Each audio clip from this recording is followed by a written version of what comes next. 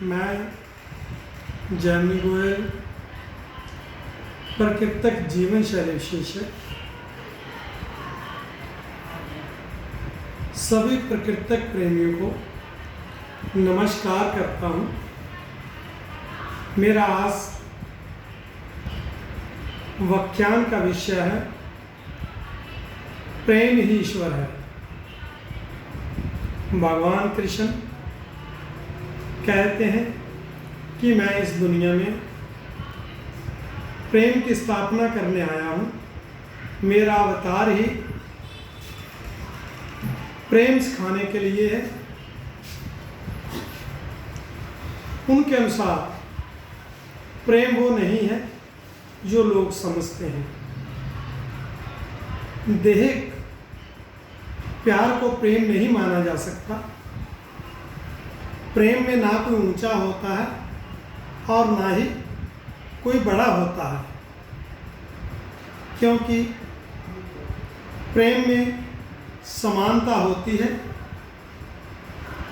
इसमें गुलामी भी नहीं होती और दासता भी नहीं होती। स्वामी विवेकानंद के शब्दों में बिना स्वाधीनता के प्रेम आ नहीं सकता।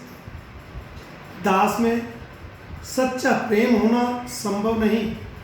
तुम भले ही संसार के सारे ग्रंथ पढ़ डालो, वह जब प्रेम ना तो वाक्पटुता से, ना तीव्र बुद्धि से और ना ही शास्त्रों के अध्ययन से पाया जा सकता है। जिसे ईश्वर की चाह है उसी को प्रेम मिलेगा और ईश्वर स्वयं को उसे दे देते हैं। अतः प्रेम सदा पारस्परिक तथा प्रावर्तक होता है और इसके बिना हम आनंद नहीं पा सकते। इस प्रकार से प्रेम ही आनंद रूप है। प्रकृति भी प्रेम से ही बनी हुई है, इसीलिए प्रकृति को माँ कहा गया है। माँ का अर्थ है वात्सल्य, प्यार। माँ हमेशा ही प्यार बरसाती है, प्रेम बरसाती है। वह कभी भी किसी को नहीं सताती है। जिस प्रकार से एक माँ अपने बच्चे की रक्षा करती है, ठीक प्रकृति भी उसकी शरण में आने वाले की रक्षा करती है। जो माँ प्रकृति का भक्त है वह हमेशा ही सुखी रहता है। प्रकृति ने मनुष्य को इस धरती पर भेजते समय बहुत कुछ सिखाने के लिए भी दिया है। जैसे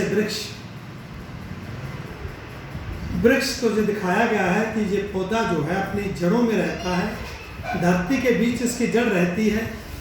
जो व्यक्ति अपनी जड़ों में अर्थात संस्कारों में और अपनी संस्कृति में बना रहता है वो हमेशा प्रगति करता है।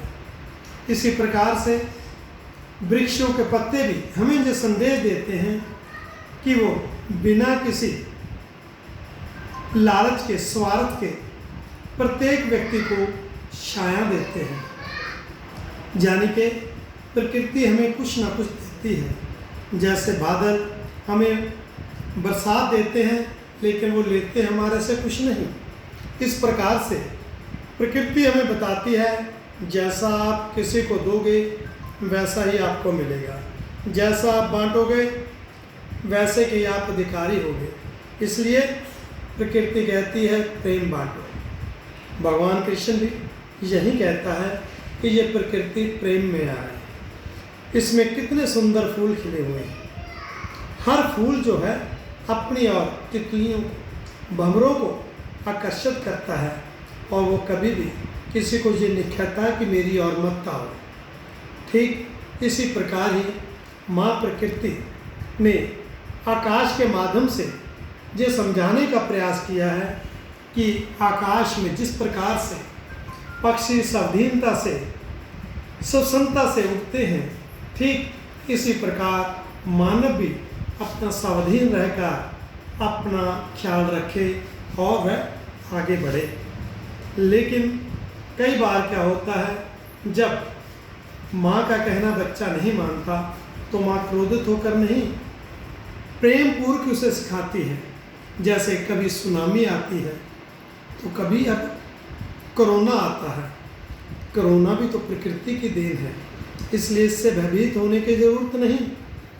अगर आप भयभीत होंगे या आप ये चाहेंगे भी इस वस्तु को ना खाने से या खाने से कोरोना हो जाएगा, तो ये भय भी त्याग दें, क्योंकि कोरोना जो है ये एक नियत के अनुसार आया है और ये अपना काम करके चला जाएगा। जिसने भी प्रकृति के प्रेम का उल्लंघन किया है वो इसकी लपेट में आएगा।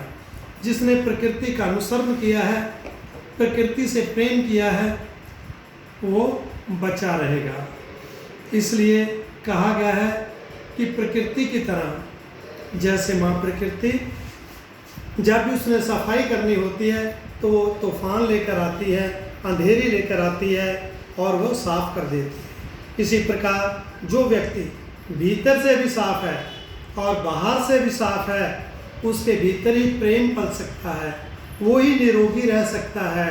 इस प्रकार से जो आदमी प्रेम में है वो ही ईश्वर को पा सकता है। मुझे कहानी याद आ रही है कि भगवान दत्तात्रेय को एक बार एक राजा पकड़ कर ले गया, क्योंकि उसे एक स्वप्न आया था कि माँ ने कहा कि तुझे कोई ऐसा आदमी लाओ जो बलिदान दे दे। अगर वो बलिदान दे देता है तो मैं खुश होकर जहाँ बरसात करूँगी, मैं जहाँ खुश होकर प्रकृति का पालन करूँगी।